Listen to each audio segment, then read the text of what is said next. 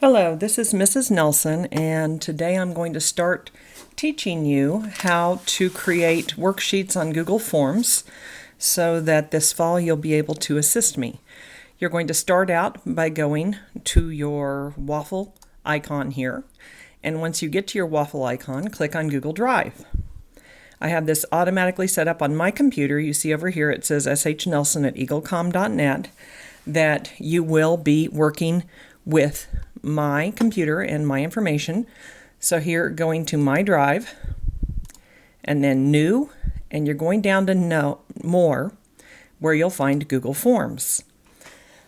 Now with Google Forms, you'll start with an untitled form, and I've given you worksheets that you will work from.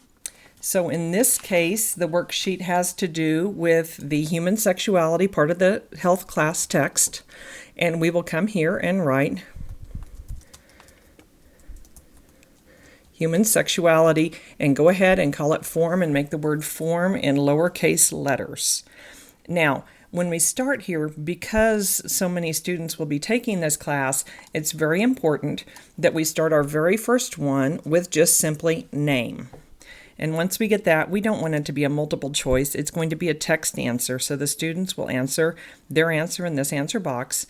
And when you're done, you come there. Next one is add item. Now for this one, the second one on each form that you create will then have a multiple choice two question answer, or two answer question, and this one is hour.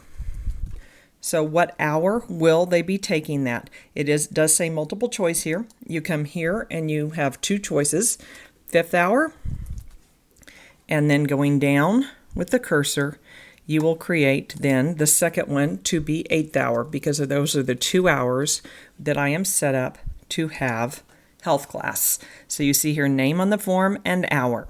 Now we're going to continue adding items, but now we're getting into the actual unit text. And so we want a section header here. And that is going to be the bold titles that are on the worksheets that you're recreating. And in this case, it's just the title from the worksheet. So when I come here and see the worksheet, and the worksheet itself says reproductive system problems, that's what you're going to type. And if it's in all caps,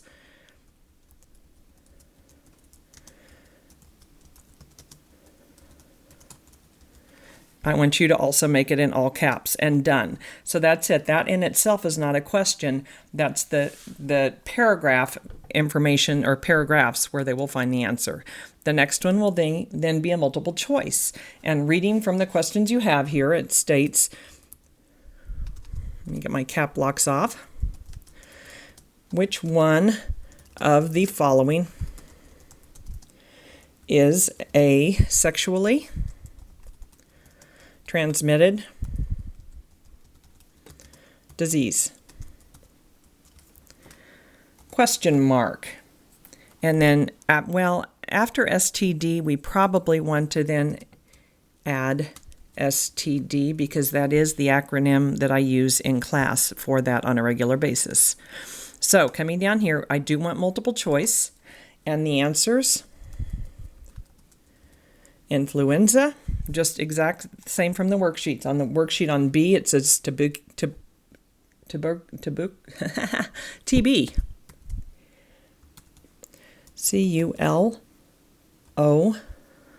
CULOSIS. Next one, herpes. And finally, the last one is smallpox. And this is information they will find in the text under reproductive system problems. Continuing then with add item, continue with multiple choice, just like the worksheets tell us. So then, how can an infected person pass on an STD, capitalizing that acronym, to another person? And question mark. We can always go back and edit. Let's say here, if I had just forgotten the word to and needed to go back, and then as I'm reading it here, I catch it. I come over here and click on this, and it allows me to go in and edit. So you can make whatever necessary changes. I find that I routinely get too fast in my typing and will make a mistake through sneezing, through casual contact, by shaking hands, or finally through sexual. And I'm certain here that as my student aides and having had this class with me before, you know most of these answers as we're going on.